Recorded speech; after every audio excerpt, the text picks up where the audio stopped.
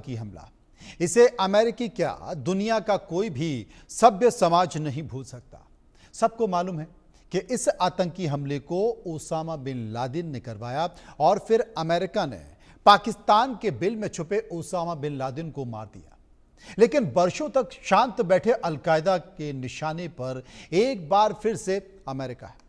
Al Qaeda ने video upload कर किसी और को नहीं बल्कि राष्ट्रपति डोनाल्ड ट्रंप को खुलेआम जान से मारने की धमकी दी। वीडियो में मुसलमानों से अपील की गई है कि डोनाल्ड ट्रंप, एलन मस्क और उपराष्ट्रपति जहां दिखें उनकी हत्या कर दें।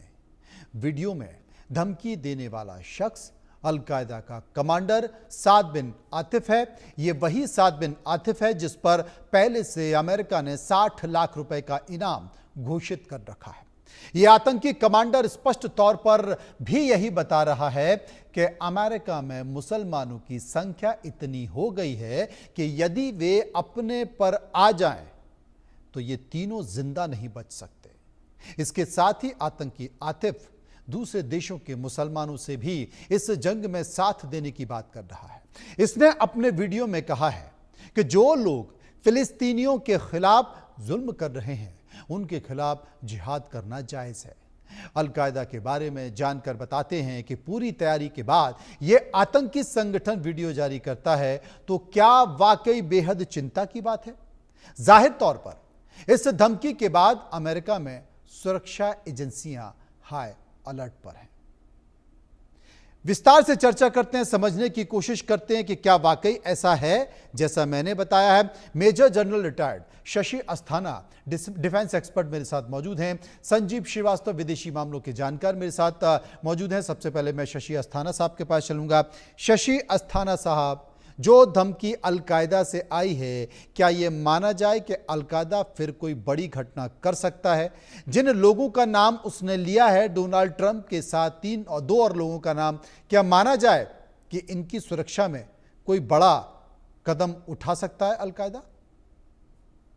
देखिए, धमकी अलकायदा की तरफ से कोई भी हल्के में नहीं लेनी चाहिए और मुझे पूरा भरोसा है कि अमेरिकी जो सुरक्षा एजेंसियां हैं वो किसी भी ऐसी धमकी को हल्के में नहीं लेंगे। जाहिर है कि जिसने ये धमकी दी है अभी वो उसके पीछे पड़ेंगे और उसकी भी कोशिश करेंगे उसको ढूंढ निकालने की कि कहाँ पे उसको उसका भी काम तमाम किया जा सकता है। तो ये तो रही अमेरिका की बात, लेकिन इसको हमें एंटीसिपेट करना चाहिए क्योंकि गाजा में जो कुछ भी हो रहा है उससे एक बड़ा तगमा है इस विश्व में जिसको बहुत गुस्सा है, क्योंकि जितने इनोसेंट लेडीज और बच्चों की मौत गाजा में हुई है वो उतनी किसी लड़ाई में हुई नहीं।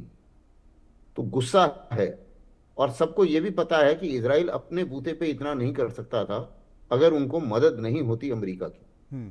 और अमेरिका किसी भी वक्त पे हर बार जब यूनाइटेड नेशन सिक्योरिटी काउंसिल में इजराइल के ऊपर रोक लगाने की बात हुई है, अमेरिका ने हमेशा वीटो किया है और इसमें उसके पश्चिमी देश भी उसके खिलाफ हो गए हैं। अभी जब वोटिंग पैटर्न है उसमें अमेरिका के साथ कोई 2-4 इनसिग्निफिकेंट देश ही हैं, बाकी और कोई नजर नहीं आ रहा है। तो इजराइल और अमेरिका के खिलाफ एक नफरत का माहौल काफी जगह है और जिसका ये टेररिस्ट ऑर्गेनाइजेशन फायदा उठाने की कोशिश करती हैं, क्योंकि टेररिज्म पनपता है एक नफरत पर और उस नफरत को और रिलीजन को जामा पहना के इसको ये लोग जो भी ये लीडर्स हैं ये टेररिज्म की तरफ उन जो भी रेडिकल लोग हैं उनको धकेलने की कोशिश करते हैं। तो इसमें कोई शक नहीं है कि लेकिन अमेरिका ने काफी सीखी है पिछले टेरर अटैक के बाद। तो अमेरिका के अंदर सिक्योरिटी काफी तगड़ी है। अभी आपको याद होगा, 1 ही 2 दिन की बात है, एक कनेडियन ने भी कुछ प्लान बनाया था ज्यूज के ऊपर हमला करने का, वो पाकिस्तानी निकला और उसको अभी उन्होंने अमेरिका ने एक्स्ट्राडिक्शन उसका कर लिया है और अब वो आदमी को कनाडा से अमेरिका लाया गया है और वो भी एक पाकिस्तानी है। तो जाहिर है कि अमेरिका बार बार वहीं फंस जाता है। पहले भी अलकायदा का चीफ मिला पाकिस्तान में, अब ये जो आदमी ज्यूज को वहां मारना चाह रहा था अमेरिका में और उसका जो ताना बाना बुन रहा था और चल पड़ा था वो, वो भी उसके भी तार पाकिस्तान से जुड़े हुए हैं। और पाकिस्तान एक फाउंटेन हेड बन गया है सब जगह इस किस्म की जो टेररिस्ट एक्टिविटीज हैं। और अल कायदा का डायरेक्ट या इनडायरेक्ट सपोर्ट अल कायदा को पाकिस्तान की तरफ से रहता है, जिसको वो हर तरीके से इस्तेमाल करते रहते हैं। और ये एक अभी उन्होंने ट्रेड बना लिया है पाकिस्तान ने। तो इस ट्रेड में क्या होता है, कई बार वो एक आध आदमी पकड़ के अमेरिका को दे देते हैं, खुश उसको भी खुश कर देते हैं, क्योंकि एक आध आदमी की बलि चढ़ाने में उन्हें कोई विशेष फर्क नहीं पड़ता। और उसी से मुझे लग रहा है कि प्रेसिडेंट ट्रंप, और अभी आपने जो नया रुख देखा होगा प्रेसिडेंट ट्रंप 2.0 में, उनका बड़ा नरम रुख है पाकिस्तान की तरफ, क्योंकि उन्होंने एक आध टेररिस्ट जो है वो पकड़ के इनको उनके सुपुर्द कर दिया है, और वो बड़े खुश हो गए हैं उसी से। हम्म। तो ये एक खतरा है, खतरे के तौर पे लिया जाना चाहिए, मुझे पूरी भरोसा है कि वो होगा। लेकिन ये खतरा बेकारण नहीं है। जाहिर है कि कहीं ना कहीं गुस्सा भी है लोगों का। और ये जो तत्व हैं, जो रेडिकल और टेररिस्ट तत्व हैं, इस खतरे को वो जिहाद के साथ जोड़ देते हैं। और तब ये एक अच्छी तरीके से भुनाने वाला और बिकने वाला पॉइंट बन जाता है उन लोगों के दिमाग में जो रेडिकल दिमाग रखते हैं और टेररिस्ट दिमाग रखते हैं।